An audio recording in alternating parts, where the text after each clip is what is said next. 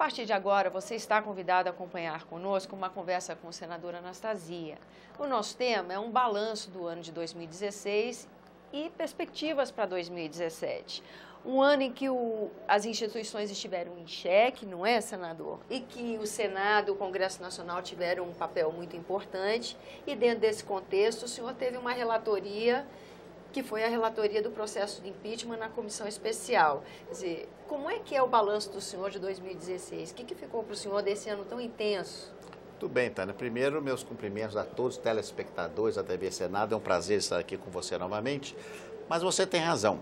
O ano 2016 foi um ano, ou tem sido um ano muito especial e, de fato, cheio de problemas. Nós tivemos um caso raro, complexo, que foi o processo de impeachment, do qual eu fui relator, um trabalho de grande responsabilidade e que fiz com muita seriedade e serenidade, que culminou com o afastamento definitivo da ex-presidente Dilma Rousseff e o início de um governo que foi intitulado pelo próprio presidente Temer, um governo de transição, não é, para superar um período de 2 anos e meio com uma crise econômica muito grave. E nesse meio tempo, em razão de diversas circunstâncias, quer econômicas, quer políticas, mas também conflitos entre os poderes, questões de natureza ética, tudo isso levantando uma nuvem de dificuldades sobre a situação brasileira. Então nós concluímos o ano 2016 podendo inferir que, lamentavelmente, foi um ano muito difícil. Eu acho que nenhum de nós brasileiros gosta de olhar para esse ano e falar queremos repetir esse ano, jamais. É um ano, de fato, que nós tivemos muitas dificuldades, nós temos milhões de desempregados, temos famílias endividadas, as pessoas perdendo acesso às políticas públicas, aos serviços públicos. Então, é um ano, de fato, sob esse aspecto, para ser esquecido. Por outro lado, como você mesmo comentou, as instituições responderam dentro dos seus limites, funcionando de uma maneira normal. O próprio impeachment é um processo disso. Houve um funcionamento harmonioso entre o Poder Legislativo e o Poder Judiciário. Tudo correu conforme determina a Constituição. Mas é claro que há o desgaste desses conflitos que são ruins para um Brasil que ainda está em desenvolvimento e que precisa de calma para ter progresso. Seu partido, que no início de 2016, em função dessa mudança grande, né, estava na oposição e agora integra a base aliada de uma forma até bem expressiva, não é, senador?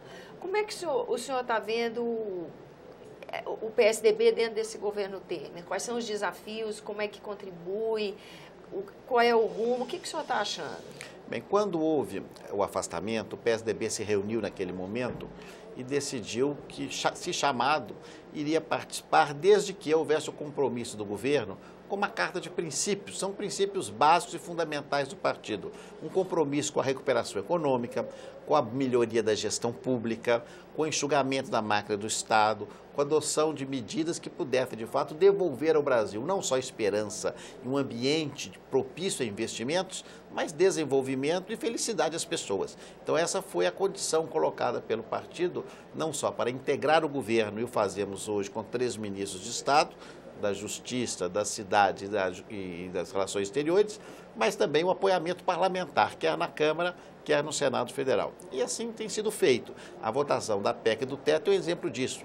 A despeito de ser uma PEC muito discutida e por muitos criticada, é uma PEC muito importante para o atual momento que vivemos. Lamentavelmente, o Brasil se viu lançado, em razão dos últimos anos de desgoverno na política econômica, em uma crise que nunca se viu no país. Desde que o PIB é calculado, desde 1901, nós nunca tivemos uma situação como essa. Então, há 115 anos, nunca houve uma crise na história do Brasil tão grave como a que vivemos. E para superar esse momento, lamentavelmente, são remédios amargos. Então, nós temos de impor mesmo uma limitação dos gastos durante certo período, preservando as áreas essenciais, evidentemente a PEC assim preserva, mas sabendo que nós vamos ter aí alguns anos de dificuldade, para então recuperarmos a possibilidade do desenvolvimento econômico como tínhamos no passado. Houve, inclusive, Tânia, uma grande queda da renda per capita das famílias brasileiras, mais de 10%. Isso é muita coisa, além do desemprego que nós sabemos que atinge milhões de famílias de brasileiros. Então, por isso mesmo, o PSDB tomou essa medida. É um apoiamento de natureza mais técnica, com muito conhecimento, discutindo permanentemente com os ministros que integram o governo, não só os que pertencem ao nosso partido, mas outros ministros, exatamente para demonstrar que essas medidas são fundamentais para o Brasil voltar voltar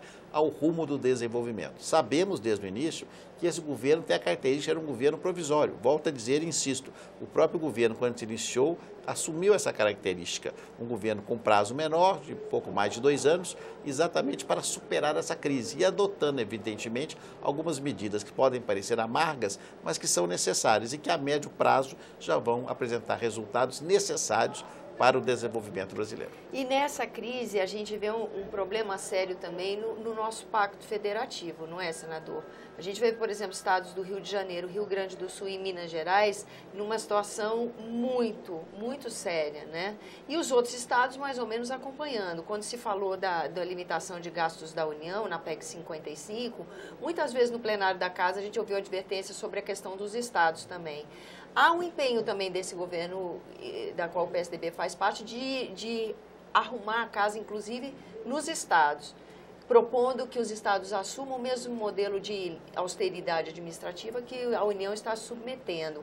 Como é que o senhor está vendo a condução desse tema? É verdade, nós observamos que os estados, lamentavelmente, foram levados também a uma situação de muita dificuldade, quer alguns por questões de gestão interna e outros pelo fato de que a política econômica desastrosa do antigo governo federal levou à paralisia da atividade econômica. E isso afeta os estados violentamente, que é bom lembrar, Tânia, que o grande tributo que mantém os estados é o ICMS. E o ICMS é um tributo vinculado essencialmente à atividade econômica. Então, se para a atividade econômica, o ICMS cai muito. E os estados já estavam apertados, ficaram nos últimos 2 anos muito apertados. E como a diminuição das despesas não é fácil, porque o grosso da despesa é a folha de pagamento pessoal, e essa tem um crescimento natural, praticamente vegetativo, eles todos entraram em situação grave. Alguns piores que os outros, como você bem lembrou. Nesse exato momento que falamos aqui, no plenário do Senado, se vota uma nova medida legislativa apoiada pelo governo e pelo meu partido, inclusive, sendo relatada pelo senador Armando Monteiro, com o objetivo de criar um regime especial para os estados que podem aderir a esse regime e fazer um tratamento, digamos assim, diferenciado, claro, adotando medidas também enérgicas de economia e, ao mesmo tempo, tendo socorro da União para que tenham condições de diminuir o pagamento, os encargos de pagamento da dívida, eles possam sobreviver e passar por esse momento. Que é bom lembrar que o cidadão brasileiro, ele recebe serviços públicos da União, dos estados e dos municípios. Se os serviços públicos dos estados, por exemplo, segurança, e mesmo os municípios, por exemplo, limpeza urbana, entram em colapso, isso é muito grave do dia a dia das pessoas. E essa situação difícil que nós temos nos estados, temos também nos municípios. Muitos não estão conseguindo pagar o 13º salário aos seus servidores nesse final de ano. Então, é um quadro que se agrava e, de fato, se alastra por todo o território nacional. Há uma relação direta entre essa proposta de mais austeridade, dando um limite de gastos, tanto para a União quanto estados, com a reforma da Previdência, não é?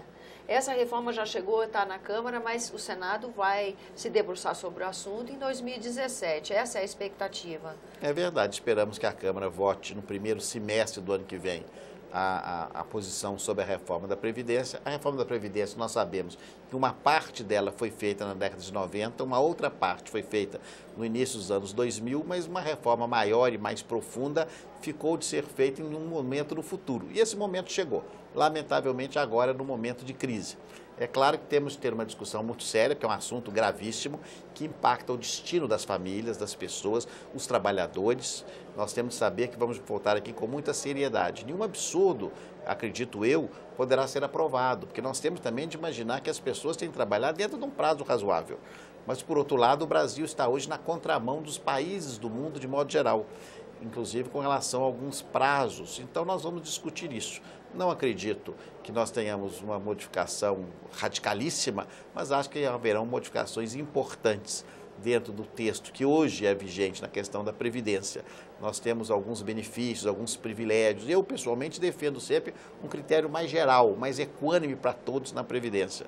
E certamente também defendo muito que haja um combate à sonegação e algumas concessões e benefícios para permitir que as pessoas possam ou contribuir menos pecuniariamente ou ter os prazos menores. Porque, claro, que não se cogita que a pessoa pode ter necessidade de trabalhar 50 anos para se aposentar. Isso nós não podemos, eu acho que ninguém em sã consciência acredita que isso seja normal e adequado. Então é um trabalho que vai ser feito pelo Senado a partir do final do próximo semestre, acredito eu, maio, junho, por aí, aqui no Senado, um trabalho de fôlego, de muita complexidade e de imensa responsabilidade. E vamos mostrar, pelo menos a meu juízo, que as modificações são importantes, são necessárias e devem ser feitas com muita atenção e com muita sobriedade, também para não onerar as famílias e que nós tenhamos sempre esperança no desenvolvimento e numa solução positiva para o Brasil. Até porque, concluindo, nós precisamos ter poupança no Brasil. O país é um país que não tem poupança. Então, a poupança está muito vinculada à ideia de previdência. Sim. Então, nós não podemos também imaginar que o poder público vai existir exclusivamente para pagar salários e pensões de previdência. Porque nós precisamos ter educação, saúde, infraestrutura, segurança. Tudo isso também é função do poder público. Daí a importância da reforma previdenciária. Então, 2017, provavelmente, o tema de destaque vai ser a reforma da Previdência? Me parece que sim. Certamente, sob o ponto de vista da agenda legislativa, deve ser o tema mais importante. Senador, muito grata pela sua presença aqui no nosso programa. Foi um prazer. Eu agradeço também a você que nos acompanha. Lembrando que esse é o programa Argumento e você é nosso convidado a fazer sugestões e críticas ao trabalho da TV Senado pelo 0800 61 2211, uma ligação gratuita. E que também é possível rever esse e outro dos nossos programas usando o endereço eletrônico senado.leg.br/tv. Até a próxima.